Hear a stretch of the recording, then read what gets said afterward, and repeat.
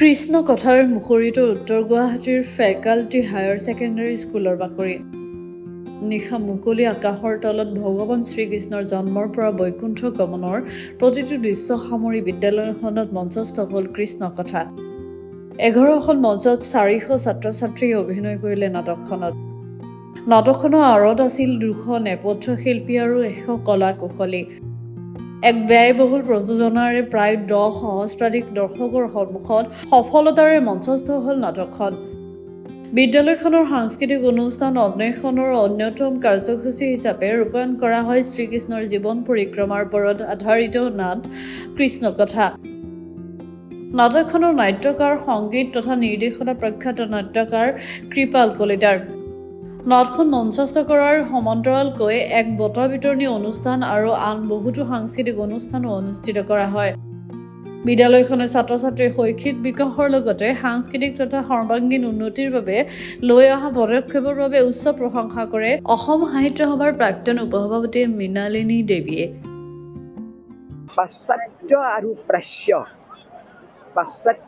প্ৰাচ্যৰ সংযোগত আজি যি আমাৰ ভাৰতীয় সংস্কৃতিৰ আধাৰত আধ্যাত্মিকতা আৰু বিজ্ঞানৰ যুগত আজি আদিভৌতিক জীৱনৰ যি সমগ্ৰ সফলতা, তাৰ দুটাৰ সন্ধিক্ষণত আজি যিটো ফেকাল্টি হায়াৰ ছেকেণ্ডেৰী স্কুলত যিটো বাৰুকাৰ্য দেখিলোঁ, যিটো ফাংচন, যিটো ব্ৰহ্মা বিষ্ণু মহেশ্বৰ গণেশ আদি কৰি যিখিনি কাৰ্যক্ৰম দেখিলোঁ, অতিকৈ মন ভৰি গৈছে।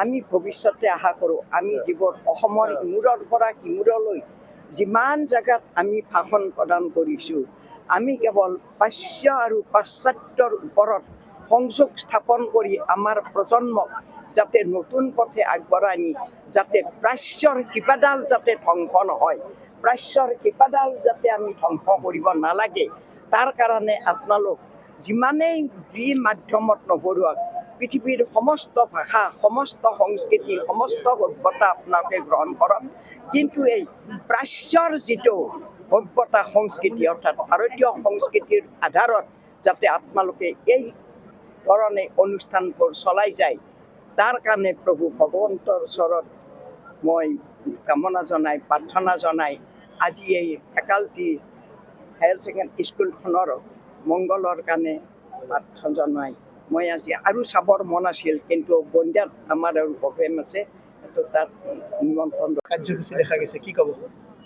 আমাৰো মনটো ভাল লাগিছে, কিয়নো এই ক'ভিডৰ কাৰণে 2 বছৰ গ'ল।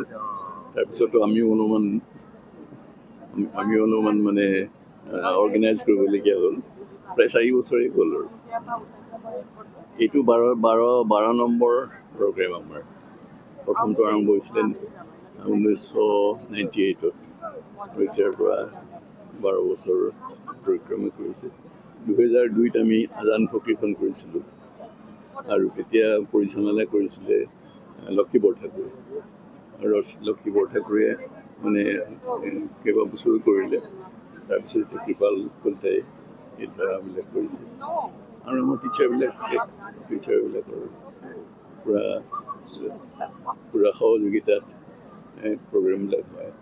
ছাৰ, প্ৰতিবাৰে আপোনালোকে ভাৰতীয় সভ্যতা সংস্কৃতি ছাত্ৰ ছাত্ৰীৰ লগত উপস্থাপন কৰা সুন্দৰ প্ৰয়াস কৰে। এইবাৰো দেখিছোঁ তেনেধৰণৰ নাটক লৈছে কৃষ্ণ। মানে আমি এইটোৱে ক'ব খুজিছোঁ যে আমাৰ এখন ইংলিছ মিডিয়াম স্কুল, কিন্তু এখন ইণ্ডিয়ান স্কুল আচলতে। আমি আমাৰ সভ্যতাৰ ওপৰত সম্পূৰ্ণ জোৰ দিওঁ, আমি শিকাওঁ।